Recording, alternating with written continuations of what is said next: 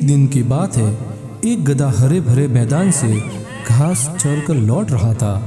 उसकी मुलाकात एक बाघ से हो गई। बाघ ने पूछा, क्यों गधे, हरी हरी घास चरकर आ रहे हो? गधा तुनक कर बोला,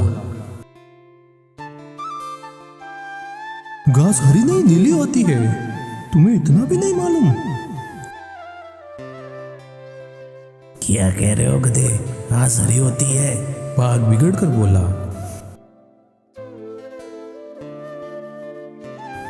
तुम जानते भी हो तुम किससे बात कर रहे हो? इस जंगल में तो क्या, इस सारे संसार में समझदार प्राणियों की श्रेणी में मेरा स्थान आता है, और तुम मेरी बात मानना तो दूर मुझसे बहस कर रहे हो। तुम्हें शर्म आनी चाहिए। घास हरी नहीं नीली होती है, बेवकूफ जैसी बात मत करो। दोनों में बहस होने लगी। कोई अपनी बात से पीछे हटने को तैयार नहीं था। काफी देर बहस करने के बाद भी परिणाम न निकलता देख बाघ बोला, ऐसा करते हैं, जंगल के राजा शेर के पास चलते हैं, वही फैसला करेंगे कि हम दोनों में से कौन सही और कौन गलत। गधा राजी हो गया। दोनों शेर के पास पहुंचे। शेर उस समय खा पीकर सोने की तैयारी में था। आज तो बड़ा ही स्वादिष्ट शिकार था, मजा आ गया। अब जाके थोड़ा आराम कर लेता हूँ।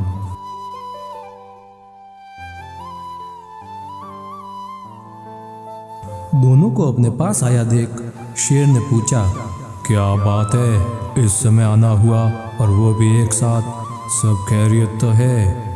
बाघ के कुछ कहने से पहले ही गधा बोल पड़ा, वनराज, बाघ कहता है घास हरी होती है, मैं कहता हूँ नीली, अब आप ही फैसला करें। शेर ने घूर कर बाघ को देखा। बाघ बोला, वनराज, सब जानते हैं कि घास हरी होती है, ये गधा मूर्ख है। शेर बोला, मूर्ख तुम हो, गधा नहीं।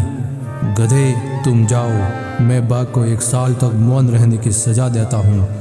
गधा खुश होकर लौट गया। अरे वाह, मजा आ गया। मूर्ख, मुझे गलत बता रहा था।